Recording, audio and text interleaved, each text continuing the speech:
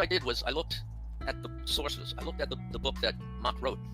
And what it says is such forces are produced by the relative rotation with respect to the Earth and the other celestial objects. So what Mach actually said is it's the rotation with respect to the Earth and the other celestial objects, which is not what is quoted in the mainstream textbooks. Well, look at that. So Mach did say... Dude, look at that, dude. Newton's bucket leads us right to the crux of the matter. Go figure. Dude, it all comes back to a guy in his bucket. And we're all told about the apple that fell on his head. How about the bucket that the dude swung around and I realized always wondered, what story were they hiding with the bullshit about an apple falling on the head? It was the bucket story that they were hiding. Dude, the bucket story. They try and tell us that we can't tell the difference between Earth rotation and Earth not rotating. This is the difference. Right, so this is why the Earth isn't rotating. This is why are on the same. Dude, that's crazy. Yeah, this is why, like, kinematically they're equivalent, dude. Right? Like kinematically, you can say either or, and it makes a difference. But dynamically, it's always one way or the other. Meaning, it's always the Earth-centered frame. Like always, you know, Earth-centered, everything rotating around. That's why it matters. Yeah. Oh, here's a good summation of the Newton's bucket. Here's a great way to another way to look at it. Here we go. That reference frame exists, but he didn't say where it was. Now, I tried to update this experiment by doing something that's more familiar.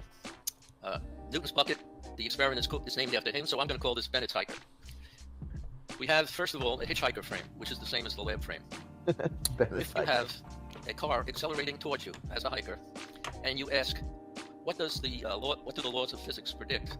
Then the prediction is the force on the driver, Fd, is equal to the mass of the driver times the acceleration. So Newton's law says the driver should have a force exerted on it, a force exerted on it, a force exerted on it. And we all know this is true. If you're accelerating in a car, you can feel the car seat pressing on your back. And you could measure it with the appropriate equipment.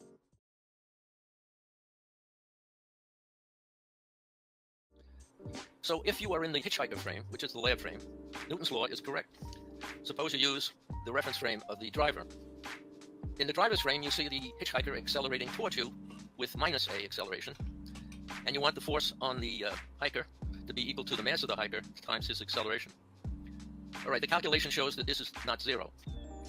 But we know that when a car passes you and it's accelerating, you don't feel any force. You may feel a slight breeze from the air that's moving past the car. But unlike the driver, anyone stationed in the lab frame will not feel any force. This is exactly the same as Newton found, that only in the lab frame, stationary on Earth, can the laws of physics be properly applied. Kinematics is an important concept. It means... Yeah, we're told a lot of things about Newton, but we're not told that, right?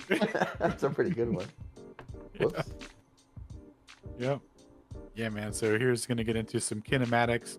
So again, some good rhetoric on the kinematics and dynamics and the differences between them. So this is good here. Measurement. Kinematics means measurement. Kinematics means measurement. Kinematics means measurement. I said it 3 times because if you've heard something 3 times, supposedly that's supposed to be part of your permanent memory. How did kinematics arise? Probably the astronomers noted the motion of the stars, and they began to track it and to make up charts which would predict in the future where the stars would appear in the sky. So these circles became associated with... right? They tracked the motion of the stars to predict the motion of the stars. They didn't track the motion of the Earth to predict the motion of the stars. Measurements.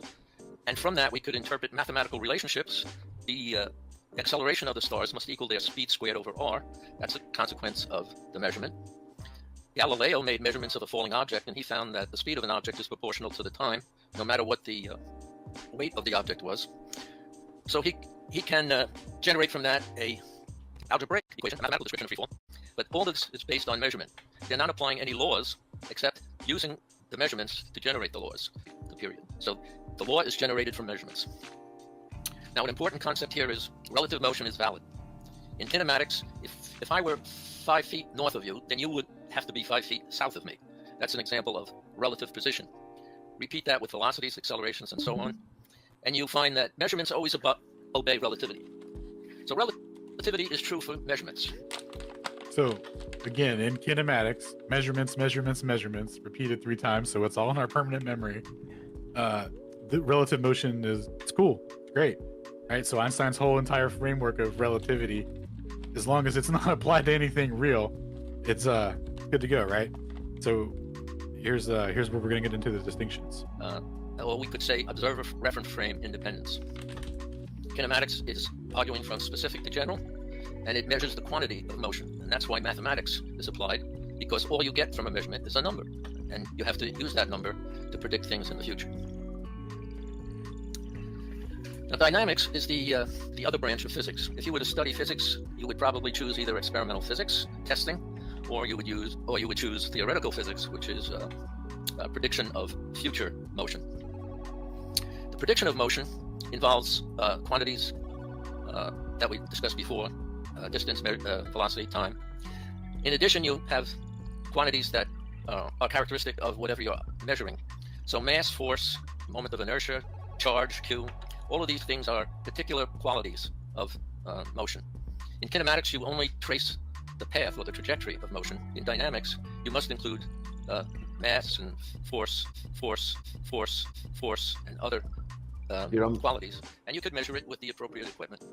No force makes an object fall, and that the acceleration of gravity really is upwards. I've loaded my phone with an accelerometer app and attached it to a camera. Here are the axes of this setup, X, Y, and Z. When I accelerate the system in the positive direction along an axis, I get a positive acceleration reading in that direction.